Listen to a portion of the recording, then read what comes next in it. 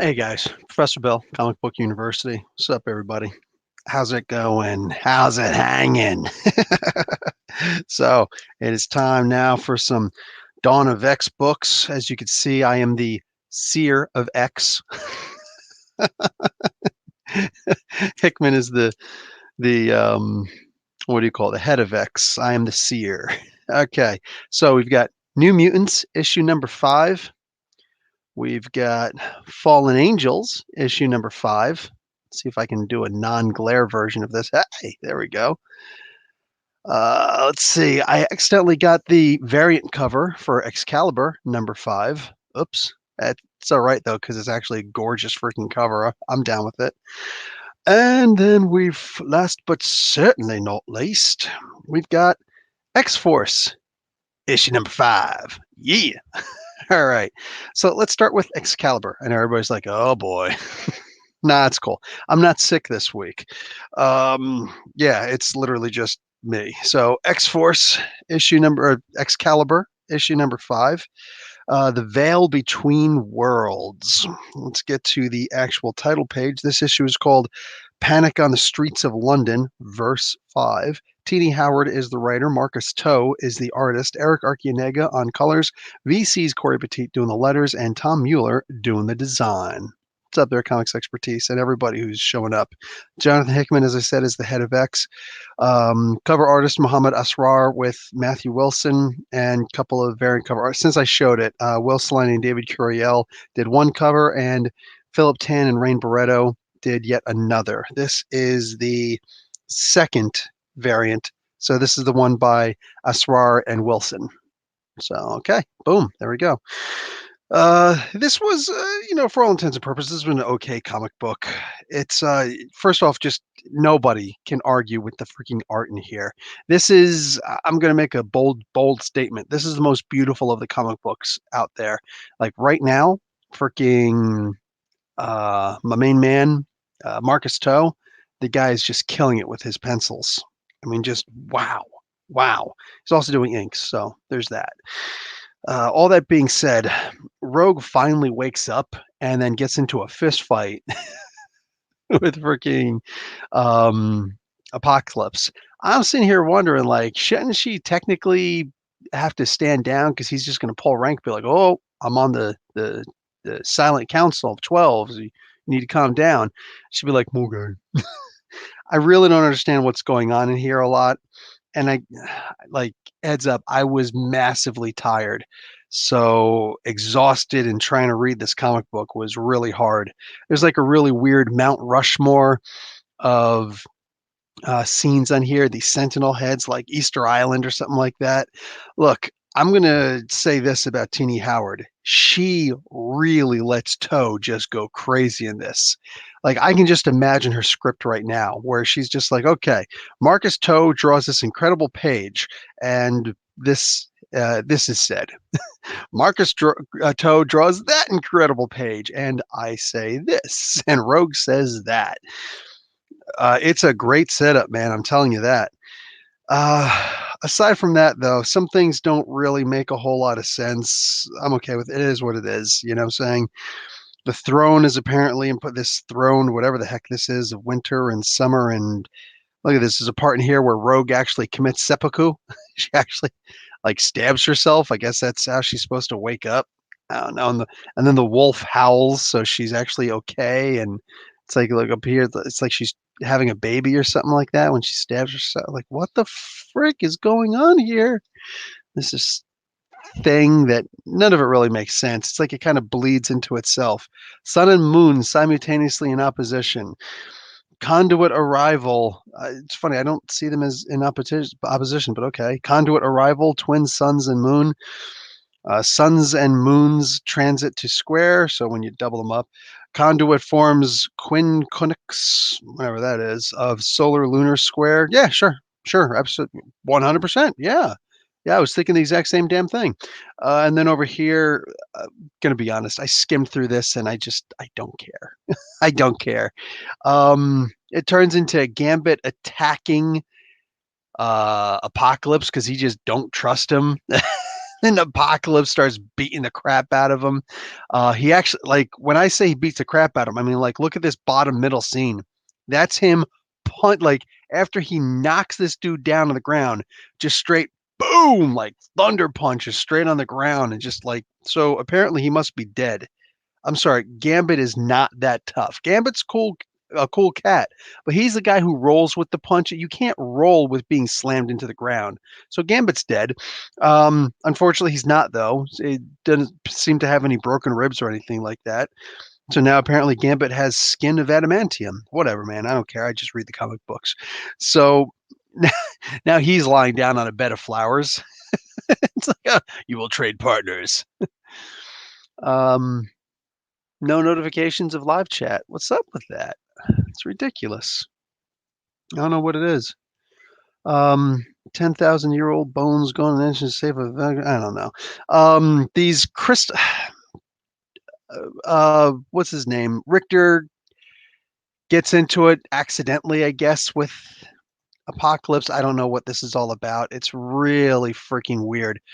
He doesn't get into a fight with them, but like Apocalypse is just already pissed off. So he's like, "Oh, you got these bones? Like, what are you talking about? They're crystals? No, no, no. They're actually the bones of some ancient dudes and stuff like that." So, like, I don't understand this. I really just don't understand what the hell's going on. I'm trying to read this, but I'm just having a really hard time doing that.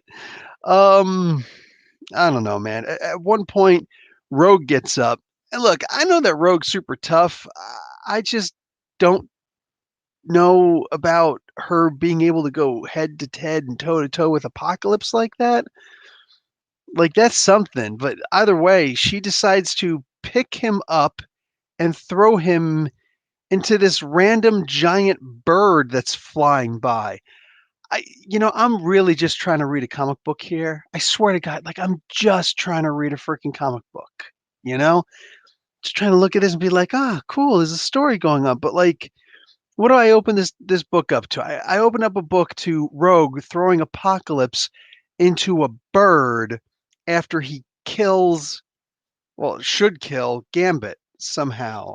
I don't get this. Anyway, so she decides to absorb Apocalypse to death. That's what's actually happening here. Listen, I need you to really understand this. He used the energy of the crystal, saving Gambit from that fall. Um, I guess. How did I miss that? I don't know. He used the energy of the crystal, saving Gambit from that fall. So it wasn't really much of a fall. It was more like him picking him up and slamming him into the ground and turn him into a damn pancake thinner than his freaking playing cards. But I guess he used the thing to save him from the choke slam, because basically a choke slam. It's like the Undertaker, just with the whole he's gonna give him a tombstone to the ground. Like, dude, he straight up flattened him. Anyway, Rogue winds up absorbing him to death. Now, once again, like, Marcus Toe is the only person who's really saving this book. Like, I'm sorry. Did I ever mention I've got a thing for blue chicks? Like, dude, Rogue is looking hot as Rogue Apocalypse. By the way, I'm coining that term. Okay, just like I call Baby Yoda Yiddle. Everyone's like, "Well, we know the name but of the child, but we're not allowed to say it." I'm telling you right now, the name of the child is Yiddle. All right, Yoda's little baby child thing in the Mandalorian movie or TV series is Yiddle. Just quote me now, thank me later. And right here, Rogue Apocalypse. She's looking hot. You know what I'm saying? She's looking hot. Anyway, yeah, this is just a weird book, man. This is a really weird book. The art, though, like I'm saying, the art is straight up saving this book. Like, it's making it something else, dude. It's like some Brokeback Mountain stuff right there. You know what I'm saying? You get like dirty punctured from behind, and you're still like, I can't quit you, Billy. Like, dude, this is a hot book. It's a hot book. Anyway, yeah, I don't do the little things. I didn't even try to look at the things. I just don't care anymore. It's so frustrating because I don't know. We all have our skills, and I could, like, transcribe it, but since there's no spacings for it naturally, I look at it. I'm like, where the words are together. Somebody goes, maybe this person's in the chat. Somebody goes and comments on one of the books. I there was, like, 2 words together, and I made it like this instead of like this, so, like, I guess I screwed up the word a little bit, whatever, I don't care. Like I said, I genuinely just don't care. I don't have enough interest in these things to care because they don't actually mean anything, so I apparently got the sentence wrong. So that, the letters were right, but the word structure was wrong. So this dude goes, "Yeah, you got the words wrong, it's actually such and such. This is actually the 2nd time you've done that." Let's see. That was issue 4 of whatever it was. There's 6 books out. Issue 4, that's 24 books right there. Then there were also the 6 books and the other 6 books of the Hoxpox, so 12 books right there. So we're talking about at least 34 books coming out so far, right? 34 books with these things coming out, and I got 2 wrong. You meet the most interesting people on the internet. You like people with holes in their face that all just need to be plugged. Like, wow, you got 2 books wrong. Do the math. Well, it was out of 34, so it's actually really good. Plus, you're doing this stuff before everybody else on the internet. Yeah, I guess that's actually pretty good. I don't know. Maybe I'm wrong. Maybe I'm wrong. Like I said, I'd like to plug all this guy's holes. So, anyway, X Force issue number 5. This was to me the best book out of this series. This was freaking awesome. Like the front of this cover, like just seeing all these biological weapons down there, plus the biological weapon behind Forge. This was kind of cool. Rogue does get into a little bit of um, muscle busting in this one, dude. He actually gets funky. So the Wolverine situation is interesting. Yeah, it was, the gate closed and it cut him in half. Okay, I get it. Like I guess some things it's weird because you try to think about like how powerful adamantium is supposed to be, but then a gate just warps him out. I guess this a warp is at the molecular level. So if he jumped through, he got exactly halfway through. Well, then it technically rips him in half. I don't know what to say, you know what I'm saying, including the adamantium. So Forge later on comes in, and he like picks him up with this bodysuit and holds him together. He's like, "All right, now start healing." It's like it's not an on and off switch, man. Like, what are you doing to me? So he's like, "All right, put me down." He's like, "Nope, not until your spine is fused." Dude. So wherever the cutoff was, plus it's like, is that a paper thin veil, or is there any kind of like when I play Minecraft with my kids, there's the nether, you know what I'm saying? You go through the little nether thing and it's like, is there a cutoff point in there, or it's like you got to be in this certain I'm just saying, like, what is that? It's paper thin. So is it a nanofilament that just, whoop right there so it can perfectly fuse back? The bone is a little bit weird, because of the metal on it and whatnot, or is it just I don't know. I don't know. It's a really weird thing to be looking at. Even then, like we've all been saying, we don't exactly know precisely how he gets the adamantium every single time. Can all the mutants just be fused with some kind of adamantium somewhere now? Because Proteus is there. I don't know. Quentin Quire winds up dying also. Um, this is really more of a Forge and Domino book, which I'm not complaining about. But that's just it is what it is. Wolverine has like one moment in here, and then he gets in a little bit. Actually, you know what? Let me get to who made this book. So Benjamin Percy did the writing. Joshua Cassara does the art. Dean White and Rachel Rosenberg do the colors. The letters are by VC's Joe Caramagna, and Tom Mueller does the design. Dustin Weaver and Edgar Delgado do the main cover, and a bunch of people doing variant covers. Jay Bowen does the production. Okay, this issue is called Necessary Force. So that's interesting.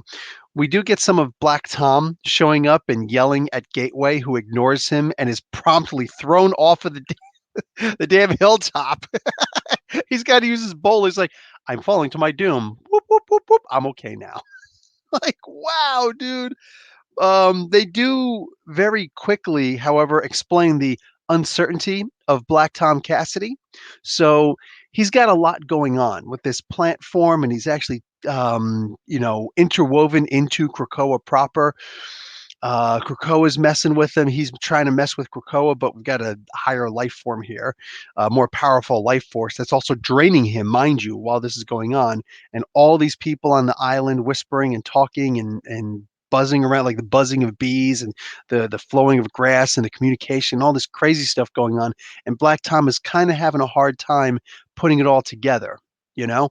And um, they just really go into it. The idea that his mind sometimes wanders. At one point, he had a dream of him hanging out with his old bud Kane Marco, Juggernaut. So he wakes up and there's a 50-foot freaking, I don't know, monolith of Juggernaut on the island. It's like, oh my, that's weird. Kind of Freudian, if you ask me. Tell me about your mama, Black Tom.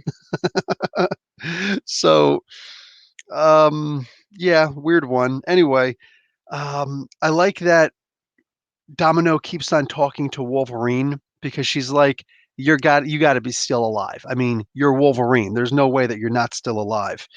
And so she's like, "You're not answering, but I'm going to keep on talking. So I hope that doesn't bother you much." And she's, willing him on. Hey, we're going to get this gate back open. We're going to come through. We're going to rescue everybody. Blah blah blah. Wolverine does actually get up, and even though he's all jacked up like that, he comes straight in and he just like eviscerates this one dude. These guys are technically not human, so the no human, killing rule doesn't apply here. They're made up of different genetic parts and whatnot. They were grown more than anything else, except for the one guy. That's explained in a very cool way. The other guy, though, he shoots Wolverine up, and you can see that picture down there. It is freaking weird. Like, what happened to his adamantium? Is there no adamantium left? I mean, like, I genuinely don't understand what the heck is going on here. Like he's just all sorts of jacked up like that. It looks like there are holes going right through his freaking head and his chest and everything. How can he be torn up like that? So I guess that's meaning that there is no adamantium inside of his body right now. I don't understand. Honestly, I don't understand it. I don't understand what I'm looking at here. It genuinely just does not make sense. So hopefully at some point somebody explains this. Anyway, um, it's funny that freaking Forge comes in with, Gateway brings Domino and Forge in, but Forge actually on this side you see that he's actually got the legs of Wolverine, and then you're going to see that picture where he actually holds them together, picks them up. Where is that image? Because it's a freaking hysterical one. Like I started laughing out loud. There it is, right down here. It's when he just splash puts them together. He's like, "All right, start healing, bud. Start healing." So yeah, it would be nice if that image showed up in the thing.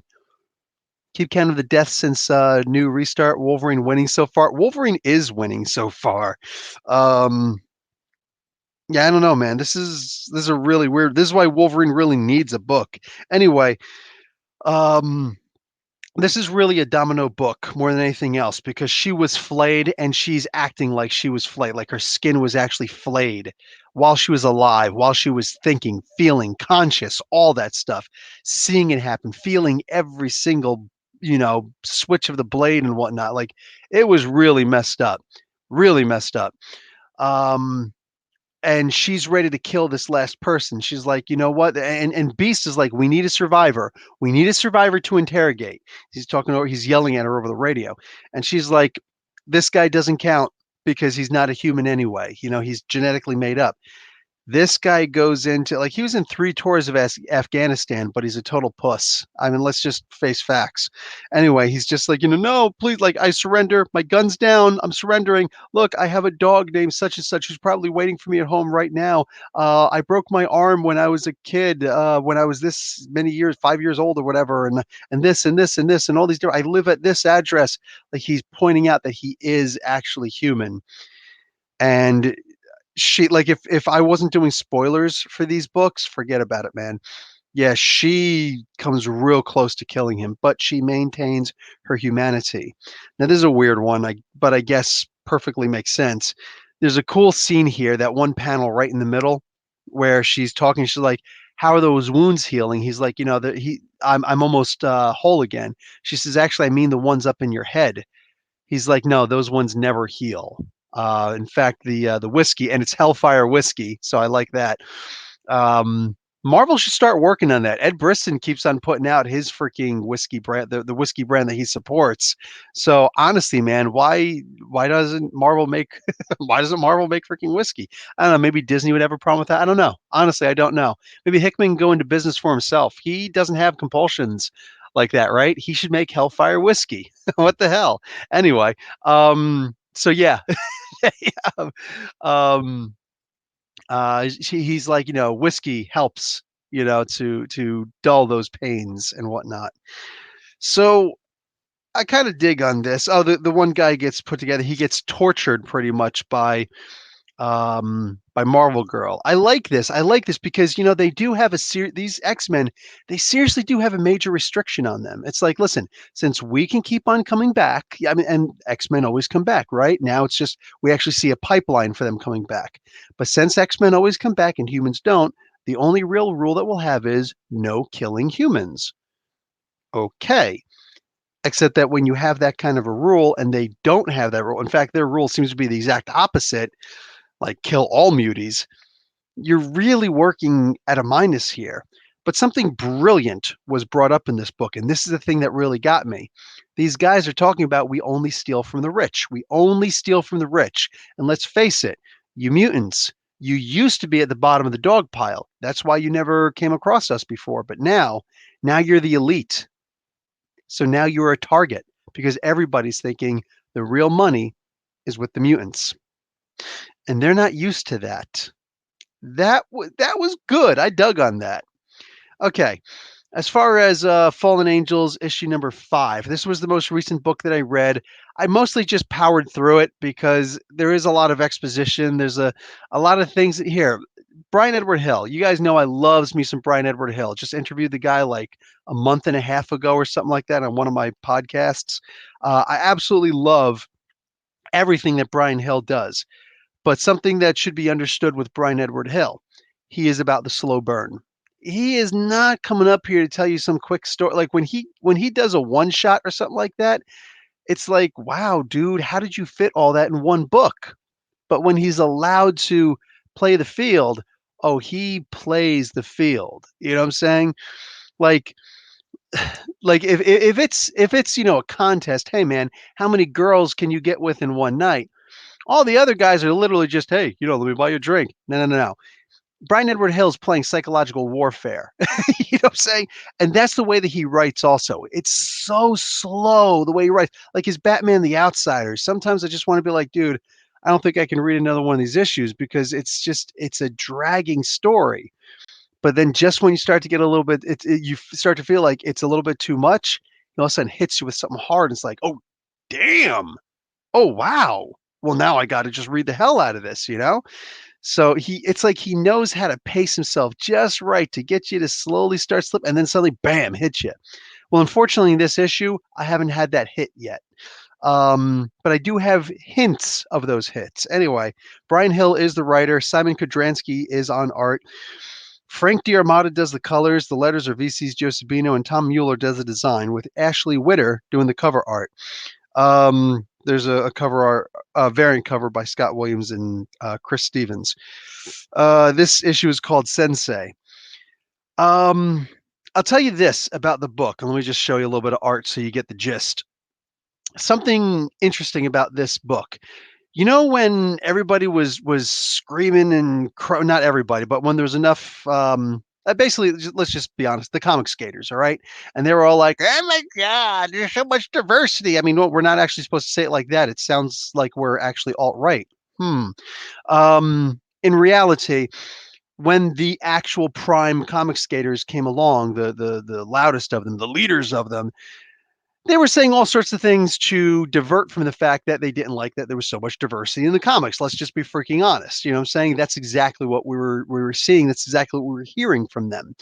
One of the things they kept on saying was, Laura Kinney is such a Mary Sue. She's more powerful than Wolverine. One of the one of the few videos, I think I've only watched 2 full videos by your boy Zach. And one of the videos that he did was the Generations book, the Wolverine Generations book, which was Logan and Laura Kinney. And I remember the stupid voices that he was making. It's like, dude, I'm not reading the same book that you're reading, and I could tell just by the voices that you're making. When Wolverine is sitting there, like, I'm sorry, anybody who's got kids knows that when you see your kid doing something, you start thinking right away, better than the way I do it. This kid's gonna be better than me. Like, that's freaking awesome. Or already, wow, I can't do that. Wow, that's so awesome, you know? I remember having this philosophical realization when I was 21 or something like that, that you can always you're the center of the world. You know, this is the egocentrical illusion, right? You're the center of the world. Everywhere you look, you're always in the middle. The trick of it is, with all that you see with your own eyes, the one thing that you can never truly see with your own eyes is your own face. You can never truly see your own face. Whether you look in a reflection in a mirror or a puddle of water, you're not really looking at your face. You're looking at a reflection of your face, you know? So the one thing that you can't see is the thing that everybody sees. Interesting, right? And that goes for all of us. I thought that was, wow, that was a pretty cool, moment, philosophizing. And my oldest daughter, when she was 7, just blurted that out loud. I don't know if she heard me talking to somebody about that one day, or maybe I was talking and I forgot that I told her, but she was actually explaining that to her little sister, and I was just, like, so freaking proud. It never crossed my mind to use a voice in my head the way that Richard Meyer, that's his name, was talking about Kenny. And meanwhile, he's got kids, which is so painful. What a shit dad he must be.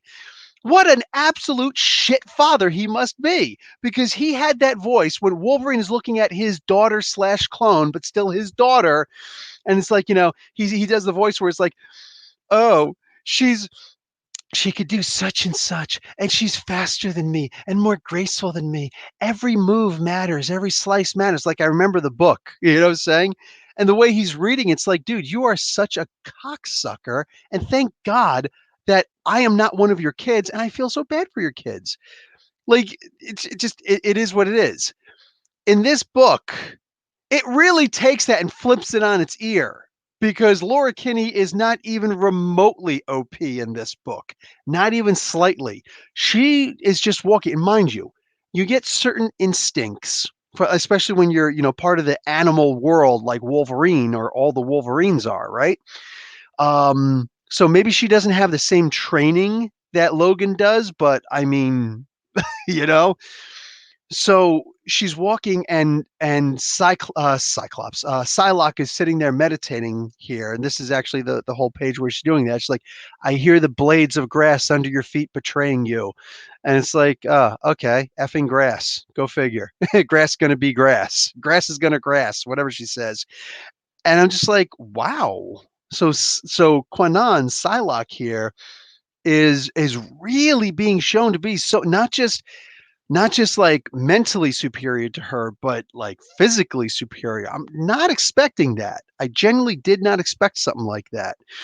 So seeing a slightly depowered Laura Kinney, I don't I honestly don't know how I feel about that. I mean, she was made to be a bit too OP back in the day.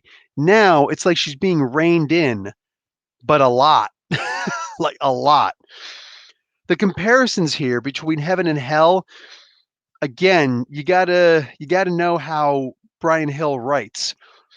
He really loves the occult. He loves philosophy, mythology, religion, so the whole theological realm, and he likes tech. Um, the first book that really hit, because I've read a couple books by Hill, but when I read his one shot for the What If X-Men, where he basically there was a cyberspace world, and I commented to him the one time. I was like, I see what you did there with the cyberspace actually taking the place of the astral plane. And he's like, "Oh wow, you actually noticed that. You're the first person who said that you noticed something like that." I was like, "Oh, thank you." I know that the astral plane is big for the X-Men, specifically Professor X and all them, so it makes sense. Just I see what you did, and it was pretty cool. And he's like, whatever. The conversation was what it was, but I can see him kind of returning to that in this.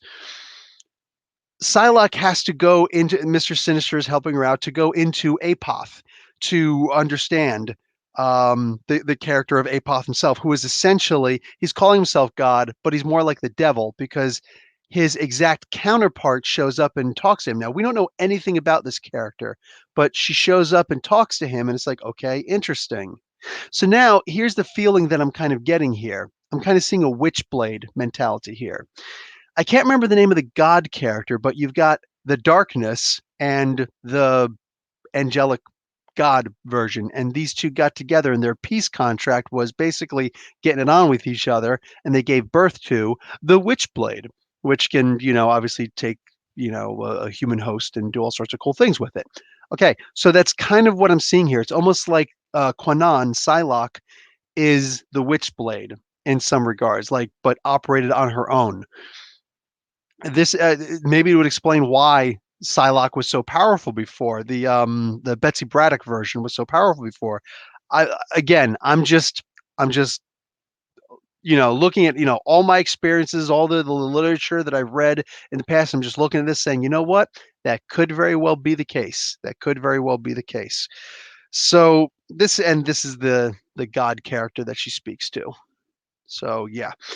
Um, it's like a Three Musketeers moment in here.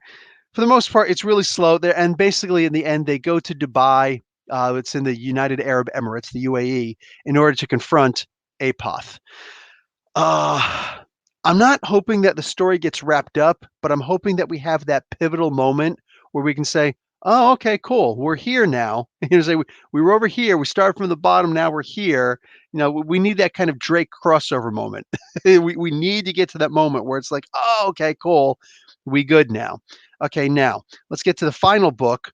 And this was actually a really cool book. This is back to Hickman. Ed Brisson is doing the On Earth parts of the New Mutants, and Hickman is doing the in space version. Now, the interesting part of this is I remember when I talked to Ed Brisson at Fan Expo Canada, and he's like, "Yeah, I don't know how happy Ed is going to be with me because we both have a very different approach to writing comic books."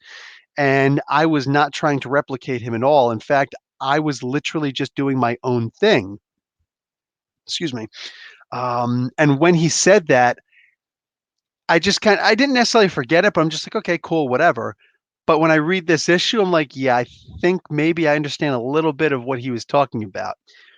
Because if you remember the first two issues of New Mutants, it was the space story. The next two issues and that was by Hickman. The next two issues, 3 and 4, were by Brisson. And he was having the thing on Earth with Angel and Beak Boy, whatever Beak, you know what I'm saying, and Armor, and those guys who came in and mutant nullified them. Okay. Now we're back in space, and it feels like we're missing some key elements here. They picked up Deathbird, and I maybe it happened and I wasn't paying attention. I don't recall them picking up Deathbird.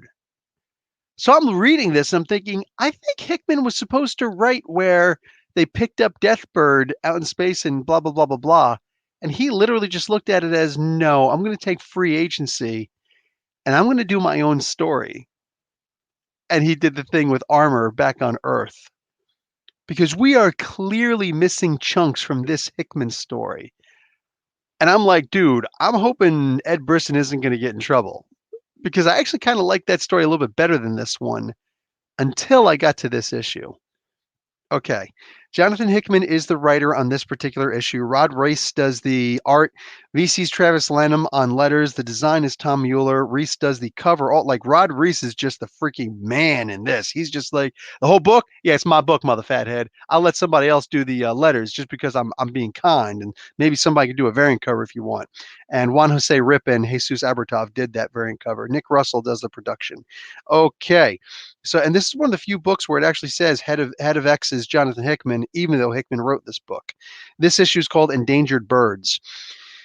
The book starts off fun as hell because let me get back over that. I busted my thumb up, so it's like puffy and it's hard to hold anything, and I can't feel anything out of it, so it's hard to flip pages. Anyway, he starts talking about the truncated beginnings, the things that I always say that I love in comic books. The quick little aside of, hey, so far this is what's been happening. No. There is no paragraph or two of that in this book. It's just Robert DaCosta talking. Now, we've seen several versions of Robert DaCosta. Let's just be real, and I'm not talking about the way he was drawn. That's an entire other box of worms.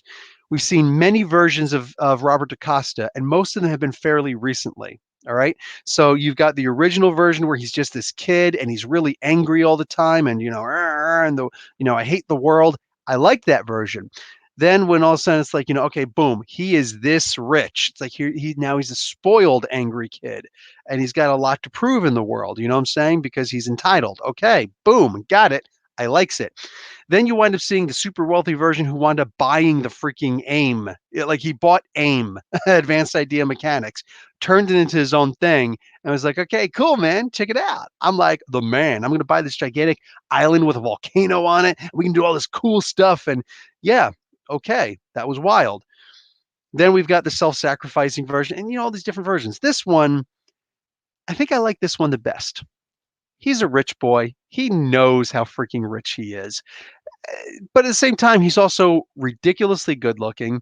He's also like, besides the fact that he's got money, he doesn't really have to work for the money. The money just kind of comes in. You know what I'm saying? Oh, dude, I buy islands and I could buy nations. Well, not nations. He talks about how I could buy the search bar that you're looking up right now. Like that's hysterical. He says at one point, look up daddy. I looked up daddy. I dared and I didn't see anything. So yeah, whatever. I like Hickman could have at least done something cool with that. You know what I'm saying? It's like, listen, I'm going to buy the term daddy for like a week.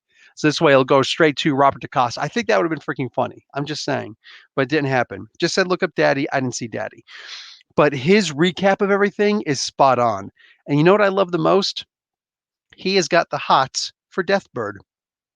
Yeah, I'm not complaining with this at freaking all. Um, Featherbird Roberto says he's in love with Deathbird. Yeah, that is just freaking awesome. Hey, Wolf Warner, what's going on, brother?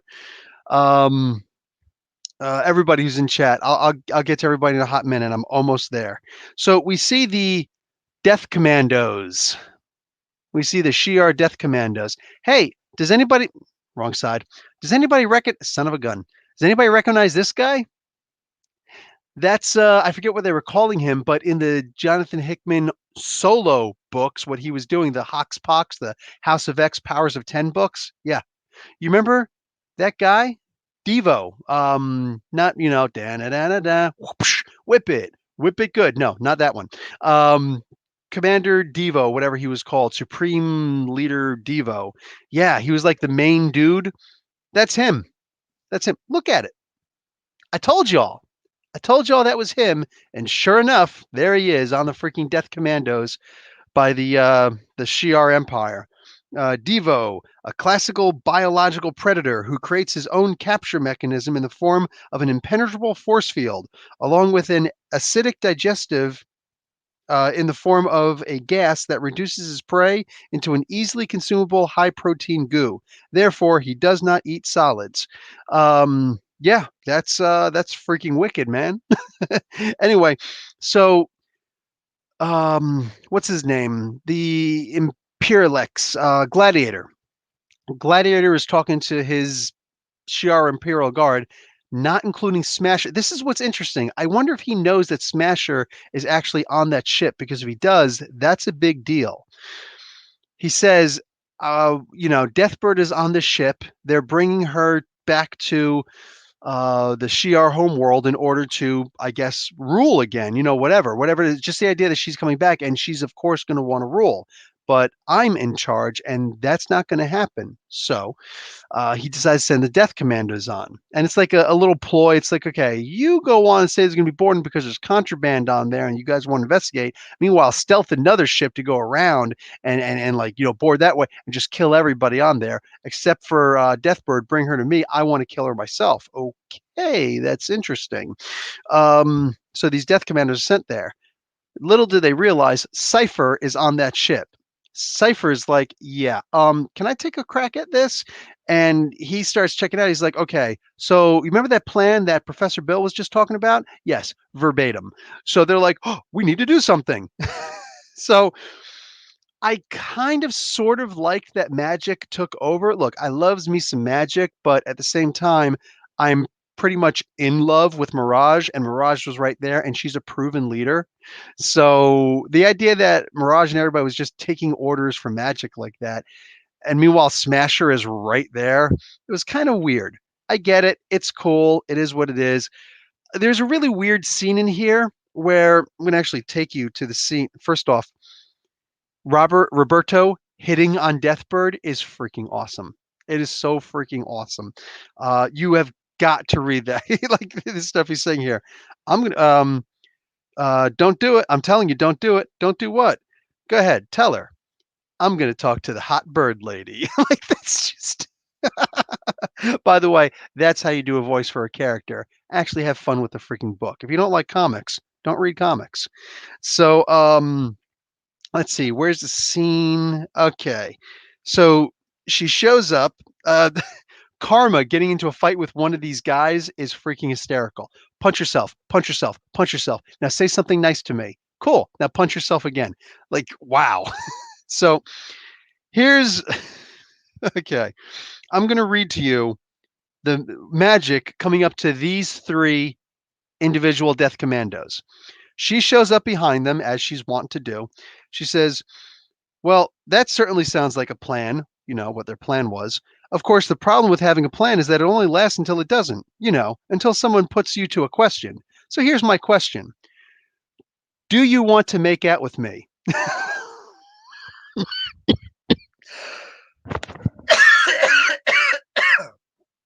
Yeah, yeah. You heard me. Do you want to make out with me? Okay. Now, I mean, y'all know how magic is drawn, right? So for me, it's like, house to the yeah. But the war scroll, he just kind of like dot dot dot. No, I do not. She's talking about fighting. He's just standing there, right? But I guess the superior numbers, and she's just a frail little girl. It looks like. So then she points to the insect dude. Do you want to make out with me? The insect guy says, not enough arms. She says, and what about you? Do you want to make out with me? And that's the half naked girl, looks like Circuit Breaker from the Transformers. A little, yeah. Unfortunately, I'm working. It's like, gotta say, bad call, because it was basically F, it was fuck or fight, and you have chosen poorly. So here's the fun part about like the really fun part about it. She says, quick question, are any of you human? They're all like, no. She says, now we're talking. So of course she just kills them all. Okay. That was a good amount of fun. That was a genuine good amount of fun. And you know what else is fun? Seeing that Mirage can use her powers again. God, I love that. I love that. Brought back by Matthew Rosenberg, by the way. Thank you, Mr. Rosenberg. But yeah, this was fun. Also, who took out Devo? It was Raven. Raven. It was Rain. It was Rain. She actually Wolfsbane took out the supreme jerk in the future, Devo. Wow. Okay. Was not expecting that. Now, we do have a bit of a problem. Two of the New Mutants didn't want to fight. So they were just like, yeah, we were told to go and fight. We're not going to, though. They sat there and they decided to hang out with each other and drink, I don't know, space wine. Unfortunately, they got orbed. No, not the Jason Aaron version of the orb. The actual freaking, like this big blast, boom, this death orb that came in and blew up half of their ship. Now, I don't know what happened to any of the other New Mutants, but I do know what happens to these two. Now, of all the creatures in the Marvel universe, the hardest to kill are typically mutants because, well, it's really hard to freaking kill mutants. They've got a lot of constitution. That being said, they can also be brought back. So death, make no mistake, death is essentially meaningless. Excuse me, and that's one of the things that the X-Force comic book has done for us. It has genuinely made death meaningless for the X-Men. Why the X-Force book? Because that's where Professor X got killed. The one thing where it's like that somebody's going to come and try and assassinate Professor X, and they just came right up in like, was it the first or the second issue? They came right up and like, boom, popped a cap in his culo. Wow, dude, actually in his dome. But you get the gist. You know what I'm saying? They just popped a cap in his head, and it's like, holy crap. Not only is he replaceable, but also his portable Cerebro thing is replaceable.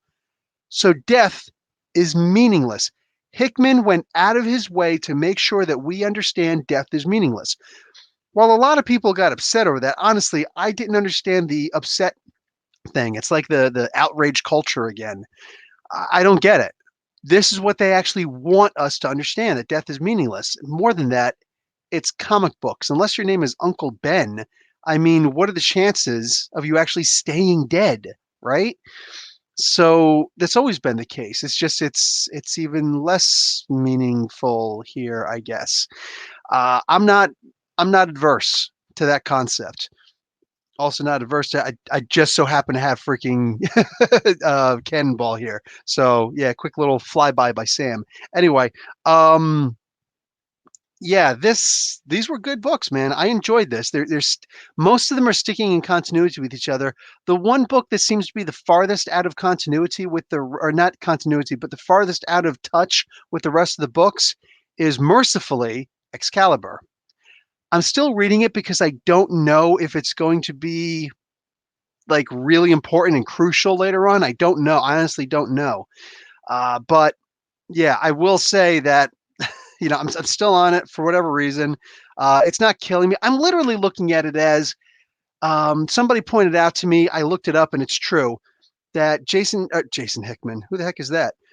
Jonathan Hickman handpicked Teenie Howard and said, "I want her to write the Excalibur book." Okay, probably because I think she does practice the occult a little bit. I follow her on Twitter, but I never see anything by her. But I'm pretty sure I remember. I forgot to look beforehand, but I'm pretty sure that she does follow. I don't know if it's like Llewellyn's magic or actual thaumaturgical ideals. I don't know, but she does at least have some familiarity with magic. I don't know what the occult. I don't know what her level is. But anyway, so I guess that would kind of be perfect for this book. Look, I don't know what her qualifications are prior to this. Qualifications enough to work for Marvel, so there's that. Um, but whatever she wrote before this to get into the Marvel comics must have impressed somebody. It had to have impressed somebody, not the least of which is Jonathan Hickman. Had to have impressed somebody. She has to have a following. It's mandatory, obvious, because she was handpicked to do this. So, although I'm not particularly fond of the way that she writes, not everybody's going to be for everybody. So I get when a lot of people, I actually saw in the comments a couple times, somebody's like, "I'm going to drop Excalibur." By all means, drop Excalibur. If enough people drop Excalibur, either the book will be canceled or she will be replaced. Like it just goes to explain if all of the House of X book of all the Dawn of X books have these sales and Excalibur has these sales. I don't care what CB Cebulski says or what freaking anybody says. At some point, somebody higher than the person who is okay with it is not going to be okay with it, and they're going to say, "Dude, she's got to go, or the book's got to go, whatever. Fix the problem. Fix the problem now." As long as they don't get rid of what's his name, Marcus Toe in this. You know what I'm saying? Anyhow, uh, hey Dylan, what's up? Have you been reading the House of X books? Oh, hey, Manmeet Rana. Thank you very much, sir, for the $1.99 super chat. Let's see, do I have any X-Men type character? I just replaced all my stuff up here, so there's a couple Transformers here. You like my Devastator? Okay, what do I have as far as mutants up here? I don't have any mutants up here. Oh no, I've got Warlock. I just did Warlock not too long ago. Oh, and I've got Rogue, but she's like she's up there with fishing wire, so she can actually stand.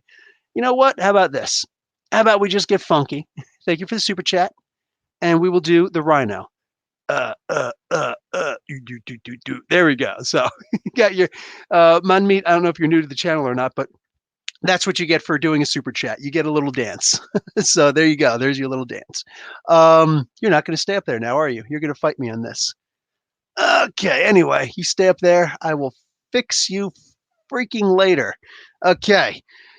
So, yeah, I'm reading all the X titles. Oh, I was actually planning on leaving pretty soon. I'm sorry. We're gonna have to make. If you were on early, if I would have seen you up earlier, then I would have thrown you on here. But I'm actually about to bounce right now. Sorry. Anyway, yes. So, boom shakalaka. So far, these books are pretty cool. I'm digging on these books. You know what I'm saying? Even Excalibur. There's weird stuff going on, but there is. That's the thing.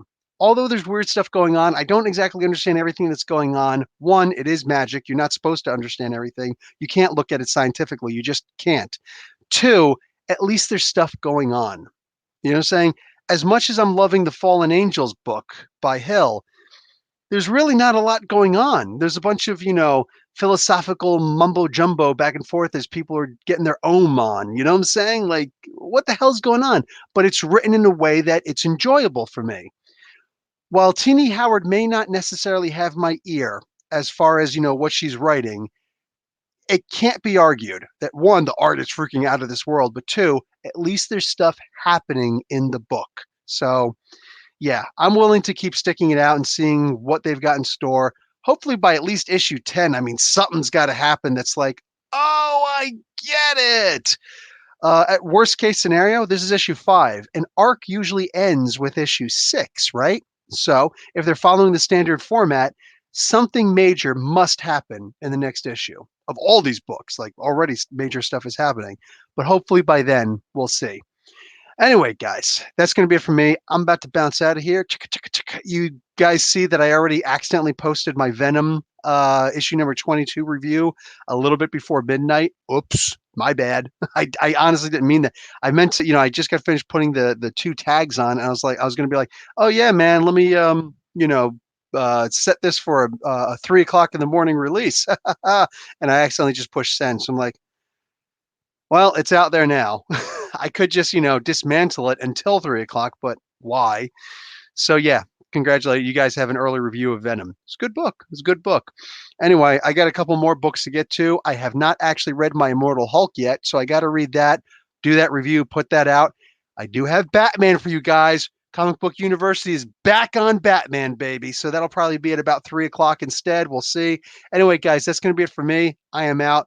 Thank you all for showing up. Professor Bill, Comic Book University. Class dismissed.